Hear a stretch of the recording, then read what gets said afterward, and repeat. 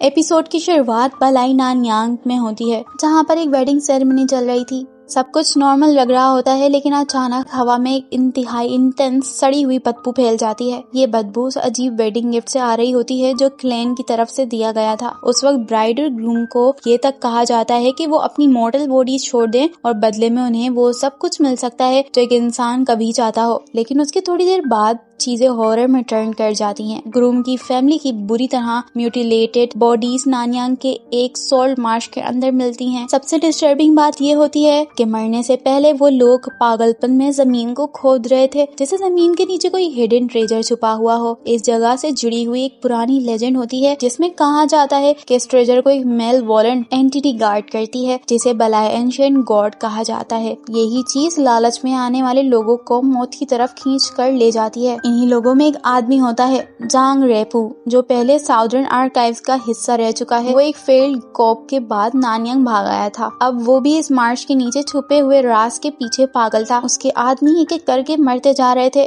लेकिन रेपू उनकी जानों को बेकार समझकर बस उन्हें खोदने का ऑर्डर देता रहता है। उसके लिए नीचे छुपा हुआ राज ज्यादा इम्पोर्टेंट है। इन मिस्ट्रीज डेथ की इन्वेस्टिगेशन के लिए साउदर्न आर्काइव, जो super natural extraordinary cases handle करती है, अपने 2 प्रोबेशनरी एजेंट्स को नानयांग भेजती है। ये दोनों होते हैं जांग हेलो और जांग हेशा। जांग हेलो एक रेकलेस और ब्राश यंग आदमी है जो अपने मुंह से डेडली ब्लेड्स स्पिट कर सकता है। दूसरी तरफ जांग हेशा की सेंस ऑफ स्मेल इतनी शार्प होती है कि वो बहुत दूर की चीजें तक महसूस कर लेता है। ये दोनों का नानयांग में पहला ऑफिशियल असाइनमेंट है। जब ये लोग साइट के करीब पहुंचते हैं, जांग हेशा बताता है कि इस मार्श में पहले ही 100 से ज्यादा लोग मर चुके हैं। सब लोग उस हिडन केव को ढूंढते ढूंढते उस विस्परिंग डेटी के असर में आकर खत्म हो गए। हेलो उस वक्त भी सीरियस होने के बजाय सिगरेट्स पीने की जिद करता है ताकि अलर्ट रह सके। हेशा उसे याद दिलाता है कि जो भी बलाय एंशिएंट गॉड के कांटेक्ट में आता है वो 3 दिन के अंदर वापस खुदाई करने के लिए लौट आएगा और फिर ग्रूजम डेथ मरेगा। दोनों सोचते हैं कि अगर ये केस सॉल्व कर लिया तो उन्हें आर्काइव्स में परमानेंट पोजीशन मिल जाएगी। इसलिए ये लोग शक करते हैं कि सबके पीछे जांग रेपू है। मेन एंट्रेंस हेवीली गार्डेड थी, इसलिए वो लोग अपना खुद का टनल खोदने का प्लान कर लेते हैं। टनल को खोदते वक्त जांग हेलो एक छोटी सी हैवी इविल गॉड स्टैचू को हैमर की तरह यूज करता है और चट्टान तोड़ता है। जांग हेशा उसे बार बार वार्न कर रहा था कि नानयांग की डेटीज और सुपरस्टिशंस को लाइटली नहीं लेना चाहिए। हेशा अपनी एक्सेप्शनल कैलकुलेशंस की मदद से अंदाजा लगा लेता है कि वो लोग मेन चैम्बर से सिर्फ कुछ मीटर दूर हैं। अचानक उसे ब्लड की स्मेल महसूस होती है। वो फौरन समझ जाता है कि आगे 3 लोग मरे हैं और 2 अब भी मूव कर रहे हैं। टॉक्सिक हवा और कीचड़ भरे पानी से बचकर दोनों आगे बढ़ते हैं और दीवार तोड़कर एविल गॉड के एंसेस्ट्रल श्राइन में घुस जाते हैं। वहाँ वॉल्स पर मुरल्स बने होते हैं जो एक पुरानी खौफनाक लेजेंड बताते हैं। लेजेंड के मुताबिक ग्रीडी एंसेस्टर ने इस श्राइन को डेटी की वर्शिप के लिए बनाया था, लेकिन एविल गॉड ने उनकी लालच का फायदा उठाया और उन्हें माइंडलेस वुडन पपेट्स में तब्दील कर दिया जो उस ट्रेजर को गार्ड करते हैं। कहा जाता है कि जो भी श्राइन में घुसेगा वो मारा जाएगा और पपेट आर्मी का हिस्सा बन जाएगा। जांग हेलो इस कहानी का मजाक उड़ा देता है और कहता है कि ये बस बेड टाइम स्टोरी है, लेकिन फौरन ही चैम्बर में मौजूद वुडन पपेट्स की गर्दनें क्रीक करते हुए उसकी तरफ मुड़ जाती हैं। उनकी लाइफलेस आंखें सीधा जांग हेलो को घूरने लगती हैं। जांग हेशा ऑब्जर्व करता है कि पपेट सिर्फ जांग हेलो को ही देख रहे हैं। फिर उसे समझ आता है कि ये सब उस छोटी सी स्टेचू की वजह से हो रहा था जो हेलो के पास है। वो फौरन कहता है कि स्टेचू को फेंक दो। जैसे ही हेलो स्टेचू को हाथ से छोड़ता है, पपेट्स फौरन दूसरी तरफ देखने लगते हैं, यानी कर्स कंफर्म हो गया है। आगे चलकर उन्हें एक जायंट स्टोन स्ट्रक्चर मिलता है जो लगभग 10 मीटर लंबा इंसानी सर लगता है और उसके ऊपर ग्रीन ग्रास उग रही थी, जैसे कि वो स्टोन हेड के बाल हों। हेलो मजाक में उस छोटी स्टेचू की आंखों पर ग्रास रख देता है और कहता है कि अब वो सेफ है। फिर दोनों को एक बेस नजर आ जाती है जिसमें एक स्लॉट है जो परफेक्टली इस छोटी स्टेचू से मैच करता है। जांग हेशा सख्ती से मना करता है कि किसी सील मैकेनिज्म को टच मत करना, लेकिन हेलो एविडेंस ढूंढने के चक्कर में स्टेचू उस स्लॉट में रख देता है। मैकेनिज्म एक्टिवेट होता है, सील डोर्स खुल जाते हैं और उनके सामने इविल गॉड का एक मैसिव लिविंग फॉर्म आ जाता है। सबसे हॉरिफाइंग बात ये थी कि जायंट जायंट क्रीचर की मूवमेंट्स बिल्कुल उस स्मॉल स्टेचू के साथ सिंक्रोनाइज्ड होती हैं। जब मॉन्स्टर अटैक करता है, हेलो डेस्परेट होकर छोटी स्टेचू को कंट्रोल करता है और कुछ देर के लिए उस जायंट को फ्रीज कर लेता है, लेकिन वो उसे हमेशा होल्ड नहीं कर सकता था। हेशा प्लान बनाता है कि वो एंट्रेंस तक भागकर कोई हैवी कॉर्प्स लेकर आएगा ताकि स्मॉल स्टेचू को वेट से होल्ड कर लिया जाए, लेकिन उसके वापस आने से पहले ही जायंट डीटी फ्री हो जाती है। हेलो मजबूरन मैकेनिज्म छोड़ देता है और वहाँ से भाग जाता है। दोनों अंधेरे टनल में भागते भागते एक डेड एंड तक पहुँच जाते हैं, जहाँ पर अनएक्सपेक्टेडली उनकी मुलाकात जांग रेपू से होती है। अपनी ट्रू आइडेंटिटी छुपाने के लिए वो लोग कहते हैं कि वो सिंपल बैंडिट्स हैं जो ट्रेजर में हिस्सा लेना चाहते हैं। रेपू बताता है कि टॉक्सिक वाटर लीक की वजह से उसके बाकी आदमी मर चुके हैं, वो खुद यहाँ कॉर्नर्स में छुपकर बचा है। वो सजेस्ट करता है कि वो लोग 2 ग्रुप में स्प्लिट हो जाते हैं ताकि मॉन्स्टर को डिस्ट्रैक्ट किया जा सके। हेलो उसकी अनफेयर डील को रिजेक्ट कर देता है क्योंकि रेपू ओल्ड है और उसका एक कंपेनियन इंजर्ड भी है। अब उनकी बात झगड़े तक पहुंच जाती है और हेलो और हेशा मिलकर रेपू को इजीली काबू कर लेते हैं। रेपू इससे पहले कि उनकी असली पहचान लेकर कुछ कह सकता, उसका इंजर्ड कंपेनियन अचानक से उसे हैवी ब्लो मारकर बेहोश कर देता है। फिर वो आदमी अपनी असली आइडेंटिटी रिवील करता है। उसका नाम जांग सीए होता है और वो साउदर्न आर्काइव्स की शियाचेंग हेडक्वार्टर का अंडरकवर एजेंट है। वो बताता है कि जब जांग रेपू नानियांग भागा था तब से वो उस पर नजर रखे हुए है और पीछा कर रहा है। जांग सीए के मुताबिक रेपू ने रिसेंटली एक ऑफिशियल वेसल हाईजैक की थी और उससे एक मिस्टीरियस बलाई स्टेचू चुराई थी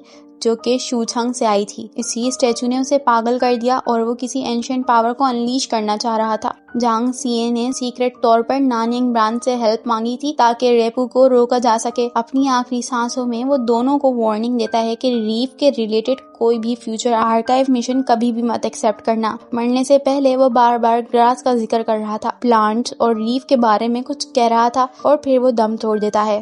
इन सब के दौरान जायंट बीच फिर उनका पीछा कर रहा होता है। दोनों एजेंट एग्जिट की तरफ भागते हैं। बाहर सरफेस पर उनकी मुलाकात रेपू के बचे हुए हेंचमैन से हो जाती है। जांग हेलू झूठ बोलकर कहता है कि रेपू अंदर मर रहा है और उनके एक्सप्लोसिव मांग लेता है ताकि रास्ता क्लियर किया जा सके। जैसे ही उसे डायनामाइट्स मिलते हैं वो उसे नीचे शाफ्ट में फेंक देता है, एंट्रेंस को कोलैप्स कर देता है और इविल गॉड को अंदर ही सील कर देता है। फिर वो जांग हेशा के साथ वहाँ से निकल जाता है। बाद में वापस जाते हुए दोनों केस के नतीजा डिस्कस करते हैं। हेशा फ्रस्ट्रेट होता है कि श्राइन बरी हो चुका है, इसलिए वो अपने मास्टर के लिए कोई लॉजिकल रिपोर्ट नहीं लिख सकता क्योंकि अब सारे क्लूज टूट चुके हैं। हेलू कहता है कि अंडरकवर एजेंट ने उन्हें शूचंग का हिंट दिया था। इस पर जांग हेशा जवाब देता है कि शूचंग बहुत बड़ा है और वहाँ ऐसी बहुत सी स्टेचूज होंगी। उनकी बात फिर पर्सनल पास तक पहुँच जाती है। हेशा याद दिलाता है कि दोनों असल में नानयांग के लिए 30 ईयर असाइनमेंट पर कैसे आए। ओरिजिनली हेशा को गुआनशुआन के 13 होंग्स में से एक कंफर्टेबल पोस्टिंग मिल गई थी, लेकिन उसने खुद ट्रांसफर रिक्वेस्ट की ताकि अपने जिद्दी पार्टनर को सेफ रख सके। जब दोनों शियाचंग वापस रिपोर्ट देने के लिए कैरेज में सफर कर रहे थे, अचानक आधे रास्ते में जांग हेलू का माइंड चेंज हो जाता है। उसे फील होता है कि केस तो उसी ने इंसिस्ट करके लिया था और अगर वो एम्प्टी हैंडेड वापस गया तो उन्हें सख्त सजा मिलेगी। इसलिए वो डिसाइड करता है कि वो इन्वेस्टिगेशन यहीं खत्म नहीं करने वाला। वो कैरेज से उतर जाता है और कहता है कि वो अपनी तरफ से परस्यू करेगा। जांग हेशा जो उसे कभी अकेला नहीं छोड़ता, उसके साथ चलने का फैसला कर लेता है और दोनों पैदल शूचंग की तरफ रवाना हो जाते हैं।